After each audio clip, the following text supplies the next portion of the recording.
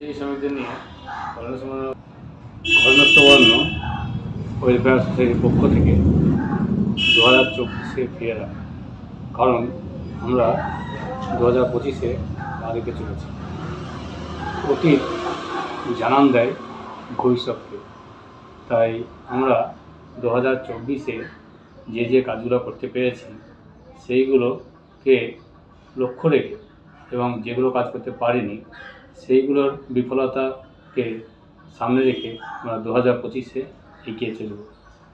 তাই 2024 আমরা যে কাজগুলো করতে পেরেছি তাদের প্রতি কৃতজ্ঞতা স্বীকার, এটা আমাদের একটা দায়িত্বের মধ্যে পড়ে। আমরা সেই সব মানুষের সহযোগিতা এবং অর্থনৈতিক দিক থেকে পিছিয়ে পড়া, অবহেলিত, লাঞ্ছিত, কলঙ্কের শিকার এবং দালাল চক্রের প্রলোভন করা মানুষের পাশে থেকে 2024 বিদায় জানা যায়। এই বিদায় জানাতে গিয়ে যেসব মানুষের কথা অস্বীকার করা যায় কোনো জায়গা নেই, সেই সব মানুষদের সাহায্য না পেলে আমরা এই সাফল্য পেতাম না। এই যে পরিযায়ী শ্রমিক, এই পরিযায়ী শ্রমিকদের জন্য যে সমস্যাগুলো হয়, তাদের পাসপোর্ট, ভিসা, একামা, দালালদের সাথে যে এগ্রিমেন্ট, তারপরে তাদের সাথে যে আধার কার্ড ডুপ্লিকেট করে বা জন্ম সার্টিফিকেট ডুপ্লিকেট করে পাসপোর্ট করা, এই বিষয়ে বিভিন্ন জায়গায় যে আমরা প্রচার বা অভিযান চালিয়েছি, তাতে আমাদেরকে সবচেয়ে বেশি সহযোগিতা করেছে ডিস্ট্রিক্ট লিগ্যাল সার্ভিস অথরিটি।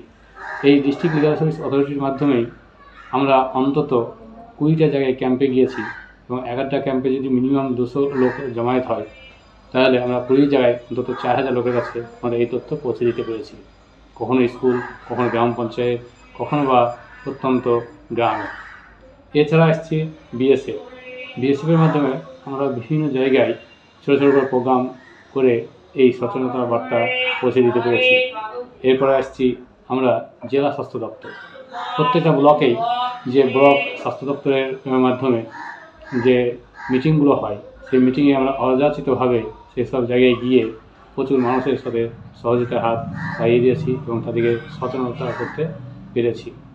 এরপরে আসছি আমাদের বিভিন্ন সংগঠন, যেমন আছে যে মুর্শিদাবাদ বেতার শ্রোতা পরিবার, আছে চাতক, আছে অমৃতকুণ্ড জনকল্যাণ সমিতি, Oasis model school, Vidyasagar college, Baharampur girls college, আশ্রয় ট্রাস্ট, শাহানগর সংকল্প, হুগলি লোকশিল্পী সংস্থা, হুগলি চিলড্রেন্স হোম, এইসব মানুষ সংস্থার সাথে, এছাড়া আছে সমাজ বার্তা, এইসব সংস্থার সাথে আমরা প্রতিনিয়ত সচেতনতামূলক কাজ করে থাকছি, যার ফলশ্রুতি আজকে পরিযায়ী শ্রমিকরা অনেক বেশি সচেতন হতে শুরু করেছে।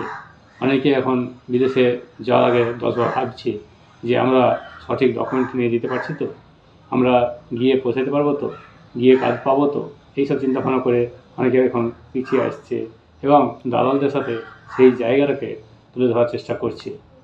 এবছর প্রায় 60 জন মানুষ বিদেশে গিয়েছেন, গিয়ে বিপদে পড়েছেন, আর গত বছর আমরা ফিরিয়ে নিয়ে আসতে পারিনি প্রায় 15 জনকে। টোটাল 75 জনের মধ্যে আমরা এবছর ফিরিয়ে আনতে পেরেছি 52 জনকে। এই মুহূর্তে 23 জন মানুষ হয় জেলে আছে, না হয় বিভিন্নভাবে বিভিন্ন সমস্যায় পর্যবেসিত হয়ে ফিরে আসতে পারছে না। এছাড়া আমরা আরেকটা কাজ করি, সেটা হচ্ছে বস্ত্র বিতরণ। আমরা বিভিন্ন সময় বিভিন্নভাবে বিভিন্ন মানুষের পাশে দাঁড়াই, কখনো জলঙ্গির চর এলাকায়, কখনো সংস্কারের মতন আদিবাসী প্রায়, কখনো বা শামসানের মতন পদ্মভবন এলাকায়। এছাড়াও কখনো কলকাতার এরিয়াতে যে সেক্স ওয়ার্কার এরিয়া আছে, সেই এরিয়াতে আমরা বস্ত্র বিতরণ করে থাকি। এছাড়া আসছে আমাদের কিছু মৃতদেহ ফিরিয়ে নিয়ে আসা। এবছর আমরা প্রায় 9 জনের মৃতদেহ বিদেশ থেকে ফিরিয়ে নিয়ে আসতে সক্ষম হয়েছি। এরপরে আসছি আমাদের কৃতজ্ঞতা স্বীকারের আরেকটা জায়গা, যাদের সাহায্য সহযোগিতা না পেলে আমাদের এই কাজটাকে হয়তো একটা সময় থমকে যেত। এই প্রচার অভিযানে আমাদেরকে সবচেয়ে বেশি সাহায্য করেছে কিছু মিডিয়া বা পত্রিকা, যেমন আনন্দবাজার, বর্তমান, এই সময়, আপনজন, উত্তরবঙ্গ সংবাদ, সমাজ বার্তা, যুগশঙ্খ। ইংরেজি পেপারের মধ্যে আছে Times of India, the Hindu news এবং আছে ফ্রন্টলাইন। এছাড়া আমরা যে কাজগুলো করে থাকি সেটা হচ্ছে ট্রাফিকিং ইস্যু। গত বছর প্রায় 4 জন মহিলাকে নিয়ে যাচ্ছিল সৌদি আরব বা দুবাই, সেখান থেকে আমরা তাদেরকে ফিরিয়ে নিয়ে আসতে পেরেছি। একজন মহিলা উত্তরবঙ্গে বাড়ি, তাকে নিয়ে গিয়েছিল দুবাইতে, তাকেও আমরা 24 ঘন্টার মধ্যে ফিরিয়ে নিয়ে আসতে পেরেছি। আর এই সমস্ত কাজে সবচেয়ে বেশি হেল্প যাদের পাই সেটা হচ্ছে মিনিস্ট্রি অফ এক্সটার্নাল অ্যাফেয়ার্স। সেই মিনিস্ট্রি অফ এক্সটার্নাল অ্যাফেয়ার্সের প্রবাসী ভারতীয় সহায়তা কেন্দ্র আমাদের সর্বসময় সহযোগিতা করে থাকছে।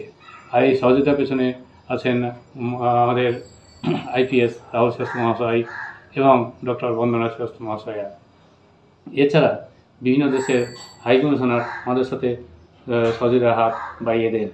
সর্বোপরি ওনারা আমাদেরকে সহযোগিতার হাত এভাবে বাড়ান, প্রতি মুহূর্তে আমরা টুইট হোক, মেল হোক, হোয়াটসঅ্যাপ হোক, যেভাবেই ওনাদেরকে জানতে চাই কোনো পরিবার তার ছেলে বা মেয়ে ছেলে বা স্বামী কী অবস্থায় আছে সেটা জানার জন্য, তখন ওরা সঙ্গে সঙ্গে সেই তথ্য আমাদেরকে সরবরাহ করে। এছাড়া সাথে পাই জেলা প্রশাসনকে। জেলা প্রশাসনের district magistrate, additional district magistrate, এনারা যদি না থাকতেন তাহলে এই পরিযায়ী শ্রমিকদের কাজটা হয়তো একটা সময় থমকে যেত। এনারা প্রতি মুহূর্তে খুব কম সময়ের মধ্যে এনারা নবান্নতে সেই খবর পৌঁছে দেন এবং নবান্ন থেকে সেই খবর মিনিস্ট্রি অফ এক্সটার্নাল ডিপার্টমেন্টের দপ্তরে পৌঁছে যায়। এইভাবেই আমরা পরিযায়ী শ্রমিকদের পাশে পাই। শুধু পরিযায়ী শ্রমিকদের ফিরিয়ে নিয়ে আসা নয়, এদের স্বাস্থ্য ব্যাপারটাও আমরা লক্ষ্য করি।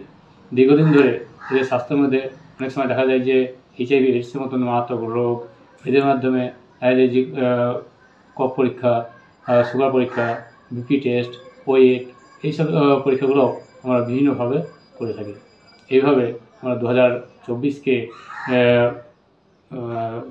ছেড়ে চলে এলাম, আর 2025কে আমরা সামনে রেখে আরও কাজকে ত্বরান্বিত করার জন্য সর্বদা সাধারণ আশেপাশে থাকার অঙ্গীকার করছি। এই বলে সকলকে জানাই আমি কন্যাশ্রী ওয়েলফেয়ার সোসাইটির পক্ষ থেকে শুভ নববর্ষের